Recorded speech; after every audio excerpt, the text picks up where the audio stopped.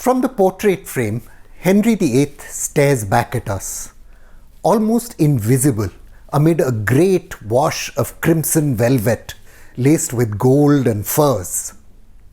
The surging foreign trade of England had transformed Tudor-era London, drawing in Flemish artisans and Florentine magnates. The wealth of elite immigrants gave them enormous influence with the king. In one famous case, merchant Francesco de Bardi persuaded the wife of an English rival to move in with him and then had the husband arrested for refusing to pay her board. Then, on the eve of May Day in 1517, English rage erupted. The aliens and strangers eat the bread from poor fatherless children and take the living from all the artificers and the intercourse from all the merchants, one preacher thundered in church.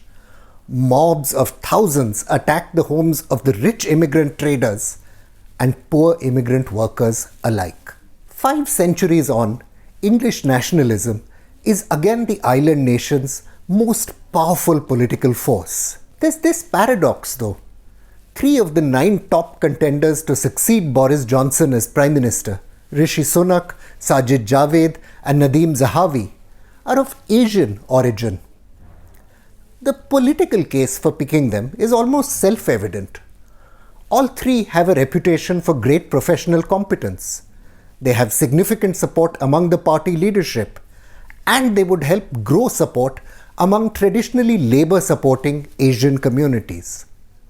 However, there's a problem: race, though no one is impolite enough to call it by its name. 5 decades ago, the politician Enoch Powell delivered the oration that's become the foundational text of English nationalism. Like the Roman, he told a meeting of Conservative Party members in Birmingham in 1968, "I seem to see the river Tiber foaming with blood." Immigrants, Powell claimed, were overrunning the country. Blacks were forcing white residents out of their home. In this country, in 15 or 20 years' time, Powell quoted one of his constituents as saying, "The black man will have the whip hand over the white man." Labour and Conservative governments had both welcomed immigration from 1948 on, understanding that workers were necessary for post-war reconstruction. But by the time of Powell's speech, society seemed unable to accommodate the tensions. Edward Heath, later Prime Minister from 1970 to 1974, dismissed Powell from his shadow cabinet. But the public reaction was illuminating. East End dock workers and Smithfield meat porters rallied in Powell's support. And of the over 100,000 letters the politician received, only some 800 were critical of what he had to say. Powell's speech might indeed have been a racist diatribe, but it spoke to the deeply embedded anxieties among many communities about culture and identity. The politician's historical imagination, scholar Peter Brook has noted, was actually shaped by the partition of India. In 1946, Brook writes, Powell's dream was to create the necessary conditions to export self-government from Britain to the Empire, namely national unity of sentiment. Following partition though, Powell became convinced polities that did not integrate would degenerate into communal warfare. And that was a real threat for him. In Powell's own constituency, disputes had broken out over demands by Sikh bus drivers that they be allowed to wear beards and turbans. There was a famous media row over a school where a child was reported to be the only white in her classroom. Ever since the 7th century, historian R.M. Lumiansky has suggested, a dim sense of the existence of a distinct English nation had shaped England's political course. It found expression centuries later in writers as ideologically diverse as George Orwell and E.P. Thompson. That cultural sensibility would now be weaponized. Fueled by growing anti-immigrant sentiment, the consequence of the free movement within the European Union, new right-wing parties laid siege to the Conservative Party, demanding the return of an English sovereignty they claimed had been destroyed. England seems to be stumbling towards a national independence it has scarcely even discussed, let alone prepared for, Irish journalist Fintan O'Toole observed. it is on the brink of one of history's strangest nationalist revolutions. From the 1970s to the 1990s, the Conservative Party and Labour Party had alike pushed forward economic globalization, with the City of London at its core. The project secured great prosperity, just as the Tudor monarchs had done, but also engendered inequality and a disruption of the cultural moorings of many communities. The regional character of this crisis was unmistakable.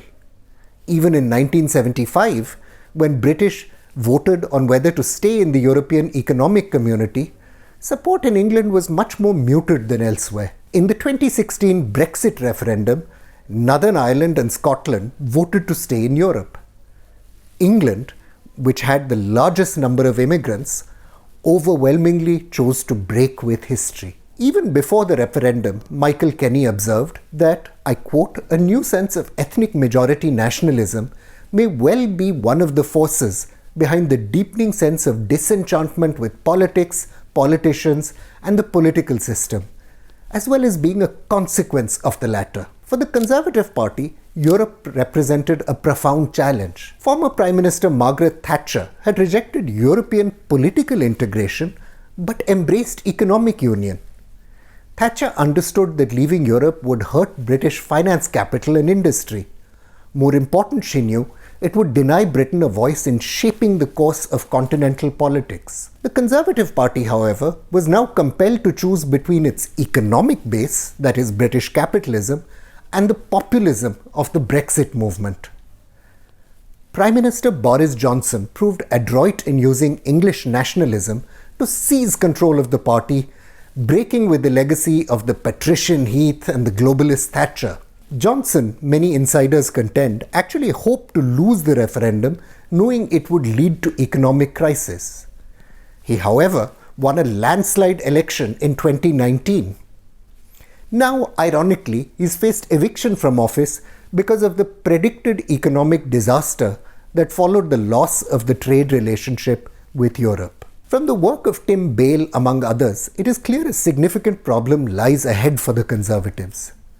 Having built their political fortune on immigration and race, can leaders now reverse course in the interests of the economy? Educated, economically successful, and ideally aligned with their party on immigration, figures like Sunak or Javid are Englishness embodied. Their race, though, also makes them representative of the very social tensions that led white conservative voters to rebel against the party on Europe. To protect Britain's economic competitiveness, Boris Johnson's government allowed increased migration from outside the European Union, filling jobs earlier held by Europeans. You don't need great imagination to see that an electorate which did not want Polish or Hungarian workers won't welcome larger cohorts of Indians or Pakistanis.